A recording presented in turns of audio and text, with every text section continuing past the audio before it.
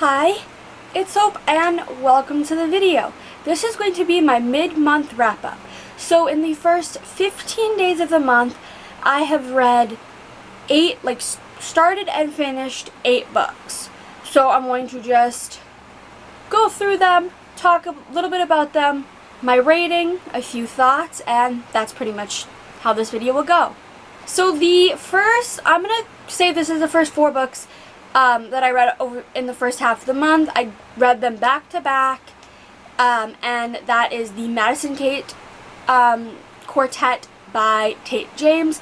Book 1 being Hate, Book 2 being Liar, Book 3 being Fake, and Book 4 being Kate. This is a new adult reverse harem where we have Madison Kate, who ends up getting, essentially in the beginning of the first book, she ends up getting framed for these crimes that she didn't commit.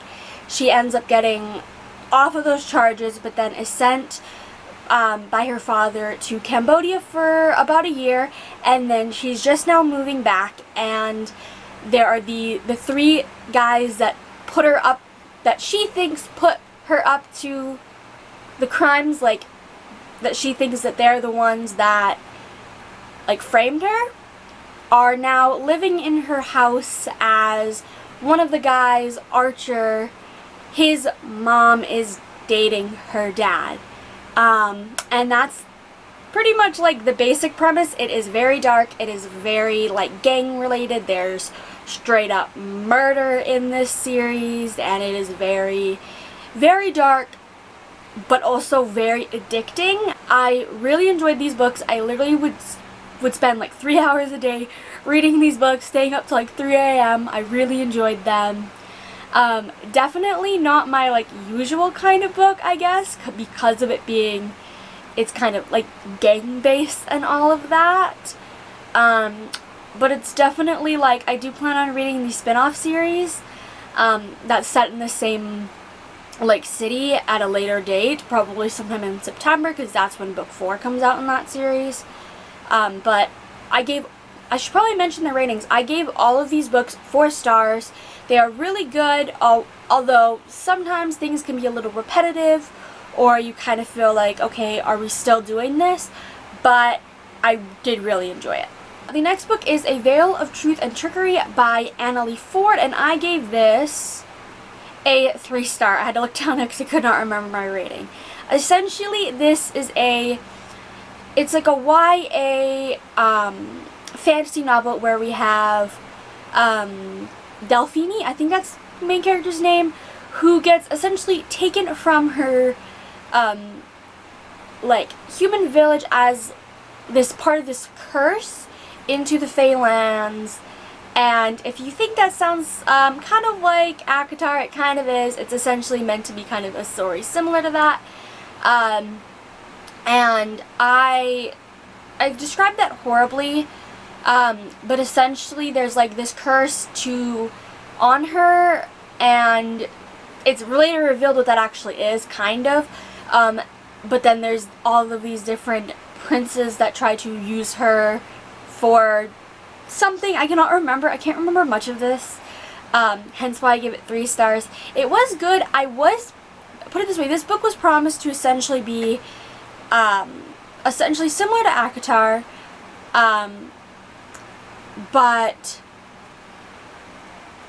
instead of that, more leaning towards of multiple love interests she doesn't choose, which is essentially kind of a reverse harem. And it was very disappointing because there was literally one semi-detailed sex scene, and that was it. Because it's YA borderline new adult. And I was okay, come on, you could have done a little bit more. The characters felt pretty bland. My camera has been off that entire time. I don't know what I said last. The characters were pretty bland, and I didn't really like the story. I'm debating if I even want to read book 2, which doesn't come out until February, so I still have a lot of time. But I do have a feeling that I will forget book 1 before book 2 comes around, and I don't really feel like I'd want to reread it. Next we have Aurora Burning by Amie Kauffman and Kristoff. I read this a physical copy from my library, but I returned it because, well, it's a library book. You return library books. And essentially Aurora Burning is the sequel to Aurora Rising, where in Aurora Rising we follow Squad 312 as they graduate from the Aurora Academy, which is essentially kind of an academy that trains you in all things space, kind of. We are like 200 or 300 years in the future from our current state, and Squad 312 is kind of like the dregs of this academy, like nobody wants them on their squad. But our main leader, Tyler Jones, ends up getting these people because he missed graduation and was late to like the picking ceremony to like pick who you want on your team, essentially who you want on your squad. And the reason that he was late was because he was off saving Aurora, who is a girl who's lost in time. She is from 200 years in the past and has no idea how she got where she did. And that's a very brief description, I guess, of the first book. And this book, Aurora Burning, I gave 4.5 stars. I really liked it. It's my favorite out of the two. And I like this series so much that I currently have Aurora's End, which is book 3 and the finale in the series, in my Indigo cart, waiting to be checked out. So like that's how much I really liked this book. There was plot twists that I didn't expect. There was so much in this that I didn't expect, but I highly enjoyed. And I just really liked it. I can't really explain why I liked it. The villain, not the villain has shifted, but the villain has gone away that I didn't think it would. And at the ending, I'm trying to think of what I can explain. At the very ending, pretty much shit hit the fan at the ending, and then the book ended. I'm like, oh my gosh, I need it to be November so that I can read the next book. The next book is Persuasion of Deceit by Toni Wall, and this I gave a 4-star. This is I say YA borderline new adult. The author labels it as new adult. It's, I think, new adult characters, but has a more YA feel. Essentially, in this book we have Raven, who her father and her father's best friend essentially are having this plan to kill the king who can control minds. And so Raven and her dad and her dad's friend and her friend plan this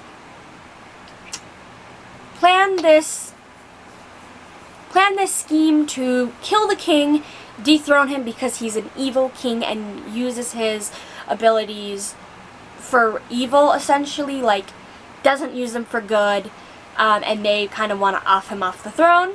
And that's kind of a very brief description. I beta read this back in May, and then I ARC read it, and it just came out a few days ago. Like it's been out for less than a week when I'm filming this and uploading this, and I was so lucky enough to be a part of, well, I technically still am a part of Toni's street team, literally to the point that I won this little mug. I have merch for a book I don't even own. My dad is buying it for me next month though. But I really enjoyed this. I enjoyed the characters a lot. I enjoyed the story. And then the only other book I've read this month is Wildcard by Marie Lu, and this is also a library book, so I'm going to be returning this in the next few days whenever I can get to the library. But essentially, Wildcard is the sequel to Warcross, and in Warcross we follow 18-year-old Amika Chen, who is this bounty hunter and hacker for this game called Warcross, which is essentially this virtual reality video game. And when she hacks into the opening ceremony of this Warcross competition, because every year I think it is, or every so often there is this big competition for the game, and she hacks into it and ends up getting discovered by the creator, and the creator ends up wanting her on his team to help find this other hacker who's much more dangerous and all of that. And I gave this a 3-star. I definitely preferred Warcross better. I don't even know if I'm holding this in the screen in screen really. But this, I just felt like, I don't know, like I did read it really quickly, so that could be why I don't really have thoughts. But I just feel like there was nothing to do with really character development it was pretty much like a plot to be a sake of a plot. Really the only, I guess, thing was learning the truth about one of the characters in this book's brother, but that's pretty much it, I guess. And yeah, I don't really have any other thoughts on this. So I really hope you enjoyed this video. I'm sorry for like my camera slipping and like pointing a little bit that way.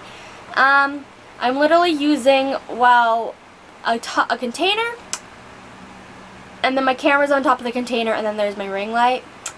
I need to get a tripod. That is one of the things I plan on buying very soon here. But I really hope you enjoyed this video. Let me know what books you have read so far this month. I would love to hear that in the comments below. And bye!